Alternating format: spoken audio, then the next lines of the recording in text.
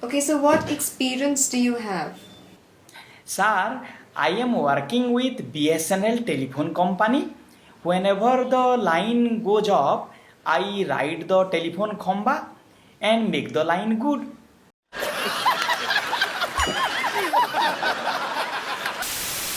Ma'am I don't know कि double सवारी लगी है. I need news but I don't know.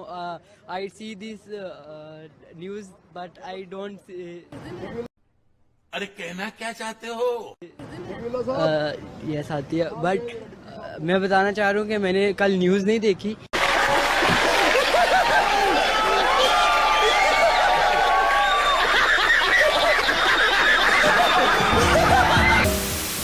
क्या इंग्लिश बोलते वक्त आपका हाल भी ऐसा ही होता है? हाँ. क्या आप भी इंग्लिश सीखना चाहते हो? हाँ. सब कुछ ट्राई कर लिया पर कुछ भी इम्प्रूवमेंट नहीं हो रही? अरे हाँ भाई हाँ. देन डोंट वरी, आज हम डिटेल में जानेंगे कि क्यों हम में से काफ़ी लोग अच्छी तरीके से इंग्लिश नहीं बोल पाते और ऐसे कौन से आसान तरीके हैं जिनसे हम इंग्लिश बोलना बहुत ही ईजी और एंटरटेनिंग वे में सीख सकते हैं. So let's start. First, what is speaking?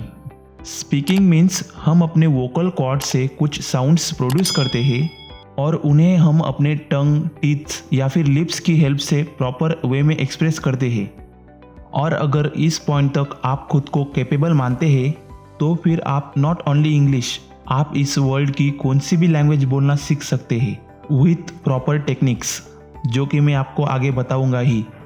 So think, एक छोटा बच्चा कितने दिनों में नॉर्मली बोलना सीख जाता है? 3 या 4 साल, राइट? तो फिर अगर कोई बच्चा जिसे कुछ ज़्यादा समझ भी नहीं होती वो किसी भी लैंग्वेज को 3 या 4 साल में अच्छी तरीके से बोलने लग जाता है, और हम में से काफ़ी लोग जो अपनी फर्स्ट स्टैंडर्ड से इंग्लिश सीखना स्टार्ट करते हैं और ग्रेजुएशन तक, मतलब करीब करीब 13 या 14 साल तक सीखने के बाद भी अच्छी तरीके से इंग्लिश नहीं बोल पाते. Why? What is the reason? The reason is हमने कभी इंग्लिश को एक लैंग्वेज की तरह देखा ही नहीं. हमने बस इसे एक सब्जेक्ट की तरह देखा जिसमें बस हमें एग्ज़ाम में अच्छे नंबर लाने हैं और पास होना है. अगर हम इसे एक लैंग्वेज की तरह देखते तो कब का सीख चुके होते. और आज की दुनिया में तो इंग्लिश एक बहुत ही इम्पोर्टेंट लैंग्वेज बन चुकी है, बिकॉज इंग्लिश ग्लोबली यूज की जाने वाली लैंग्वेज है और उससे आप इस वर्ल्ड की किसी भी इंफॉर्मेशन को इजीली एक्सेस कर सकते हैं और दुनिया में किसी से भी इजीली कम्युनिकेट कर सकते हैं. एंड ऑल्सो ऐसी बहुत सारी फील्ड्स है जिसमें आपको इंग्लिश की बहुत ज़रूरत पड़ेगी. तो फिर हम उस बच्चे के बारे में सोचते हैं कि कैसे वो कोई भी लैंग्वेज लर्न करता है, और उसमें first and most important thing is वो हम घर में जो भी कॉन्वर्सेशंस करते हैं उन्हें काफ़ी डीपली ऑब्जर्व करता है और हम क्या बोलना चाह रहे हैं उसे समझने की कोशिश करता है. तो फिर हमें भी पहले इंग्लिश को सुनना पड़ेगा, बिकॉज अगर आपके पास वर्ड्स होंगे तभी तो आप उन्हें यूज करोगे, राइट?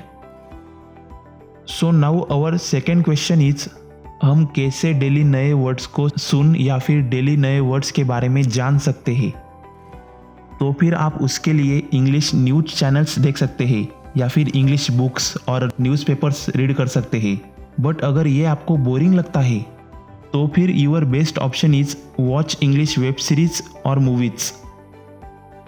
इंटरनेट पर ऐसी बहुत सारी अच्छी अच्छी मूवीज़ या फिर वेब सीरीज है जिन्हें देखकर आप डेली नए इंग्लिश कॉन्वर्सेशंस को सुन पाओगे और बोर भी नहीं होंगे. एंड हाँ, वॉच विथ सबटाइटल्स, जिससे आपको समझने में आसानी होगी. बहुत सारी ऐसी भी अच्छी अच्छी मूवीज़ या वेब सीरीज़ है जिन्हें देखकर आपकी इंफॉर्मेशन लेवल भी बढ़ेगी और साथ में आप इंग्लिश भी सीखोगे. स्टार्टिंग में आपको थोड़ा बोर हो सकता है, पर जैसे जैसे आप रेगुलरली इंग्लिश वर्ड्स को सुनोगे वैसे वैसे आपकी अंडरस्टैंडिंग बढ़ती जाएगी. लाइक सपोज स्टार्टिंग के फर्स्ट वीक में आपको सिर्फ 10 या 15% ही समझ आ रहा है, तो फिर 2 या 3 वीक के बाद मे बी आपको 20 या 30% समझ आने लगेगा. और ऐसे ही कुछ दिनों बाद आप इंग्लिश कंटेंट को जैसे हम हिंदी मूवीज़ देखते हैं बिना सबटाइटल के वैसे ही देख पाओगे और समझ पाओगे. So now our final question is, हमें इंग्लिश समझ में तो आने लगी, तो अब हम बोलेंगे कैसे? तो अगर हम उस बच्चे के बारे में सोचें तो वो बोलना कैसे स्टार्ट करता है? स्टार्टिंग में उसे जो भी नॉर्मल वर्ड्स पता होते हैं उन्हें वो बोलना स्टार्ट करता है, लाइक पानी या फिर किसी खिलौने का नाम या फिर कोई ऐसे ही बेसिक वर्ड्स। तो फिर वैसे ही आपको जो भी इंग्लिश के बेसिक वर्ड्स पता है उन्हें आप डेली लाइफ में यूज़ करना स्टार्ट कर दीजिए। और फिर जैसे ही आप उन वर्ड्स से कंफर्टेबल हो जाएंगे तो आप सेंटेंसेस को यूज़ करना स्टार्ट कीजिए। स्टार्टिंग में ये आपको थोड़ा डिफ़िकल्ट लग सकता है, बट जैसे जैसे आप इसे रेगुलर प्रैक्टिस करेंगे वैसे वैसे वो आपको आसान लगता चला जाएगा। और सपोज आपको किसी सेंटेंस फॉर्मेशन में दिक्कत आ रही है तो फिर आप सिंपली किसी भी लैंग्वेज ट्रांसलेटर ऐप का यूज़ कर सकते हैं, एग्जाम्पल गूगल ट्रांसलेट। और जैसे जैसे आप इसे रेगुलर प्रैक्टिस करते जाओगे वैसे वैसे आपकी इंग्लिश स्पीकिंग अच्छी होती चली जाएगी। आप चाहे तो किसी फ्रेंड के साथ या फिर कोई अपने फैमिली मेम्बर के साथ डेली स्पीकिंग प्रैक्टिस कर सकते हैं। और अगर आपको प्रैक्टिस के लिए कोई नहीं मिल रहा तो फिर आप सिंपली मिरर के सामने बैठकर प्रैक्टिस कर सकते हैं, जिससे कि आपका सेल्फ कॉन्फिडेंस भी बढ़ेगा। एंड ऑल्सो हम डेली हर वक्त मन में कुछ ना कुछ बड़बड़ाते रहते ही हैं, तो आप उसे भी इंग्लिश में ट्राई कीजिए। वो कहते हैं ना, think in English, same like that.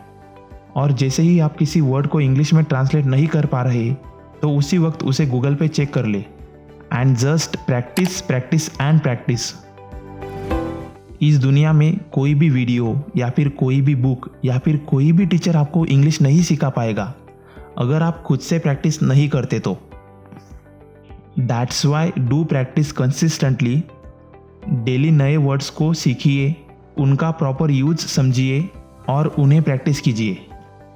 और अगर आप ऐसे ही प्रैक्टिस करते गए देन ट्रस्ट मी, एक दिन आप बहुत अच्छी तरह इंग्लिश बोल पाएंगे।